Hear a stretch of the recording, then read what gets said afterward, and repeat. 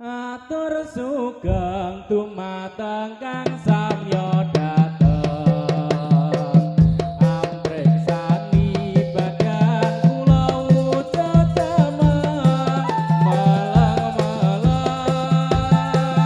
ampun ngantos samya sileng mangke muda mesengereng.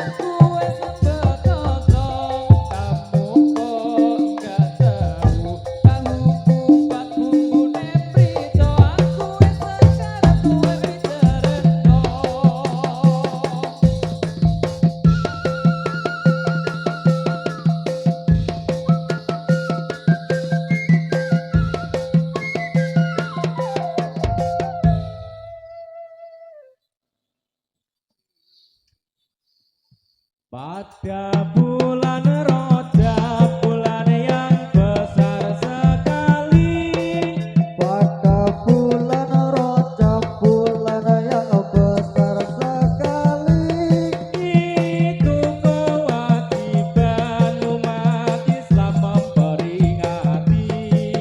karena waktu itu jatuh Mi'raj Kanjeng Nabi Muhammadun Nabi wa alihi wa sahbihi. Maka mari kita bersama memperingati. Maka mari kita bersama memperingati.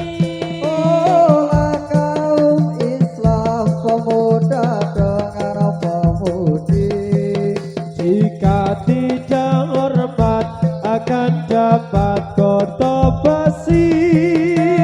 Tetapi yang hormat diberi amal kang suci.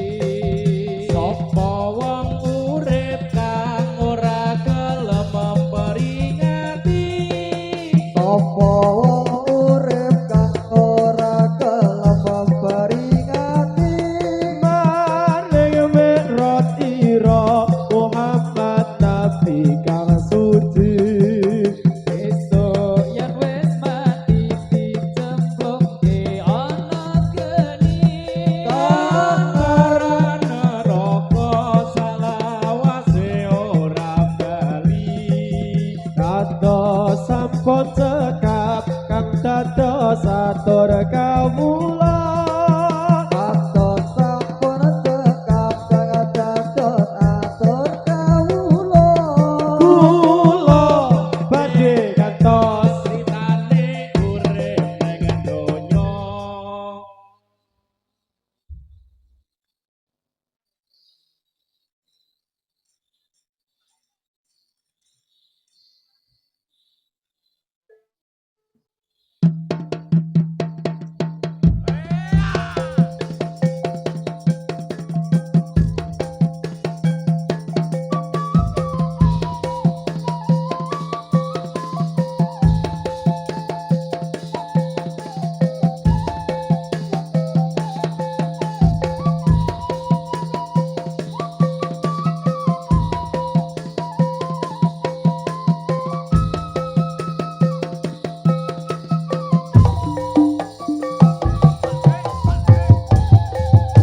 Warunge dibuka ditata sendok cangkire, panas kebul-kebul nyemplung tenan wedang rondene. Rembang-rembang manis-manis pelayane, sentereng potro leser ora bisa gawa. Esemane bakule gawe bingung atiku, lirikane do aduh dalari priang awakku. Iki piye, iki piye, iki piye, sendeleng potro sing dipikir kok ora rumangsa.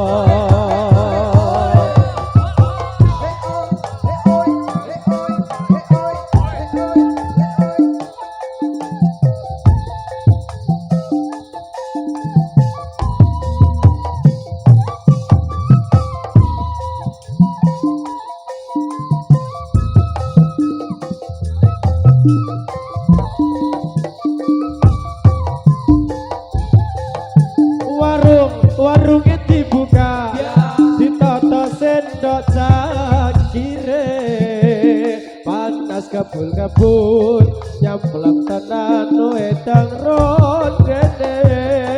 Pedang rembang-rembang manis-manis pelayane, sentereng potro sing ditaksir kok ora rumangsa. Esemani bakule gawe atiku, lirikane do aduh jalari priang awakku. Allah iki piye, iki piye,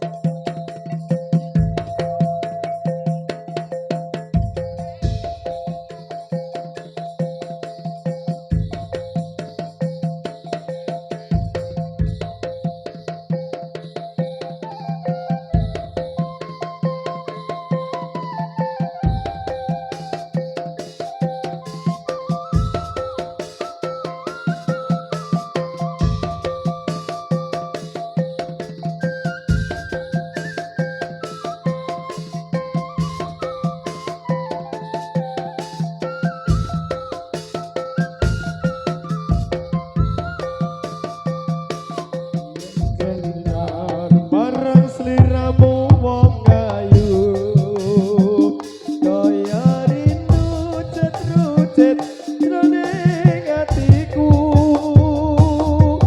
jaman biyen-biyene aku katon apa saiki nek aku iki katon apa Adik semono sliramu nati prasetyo Bungan susah dilakoni kanthi lila Mula kurang ngira yen sliramu citra ninggal aku milih karo priya liya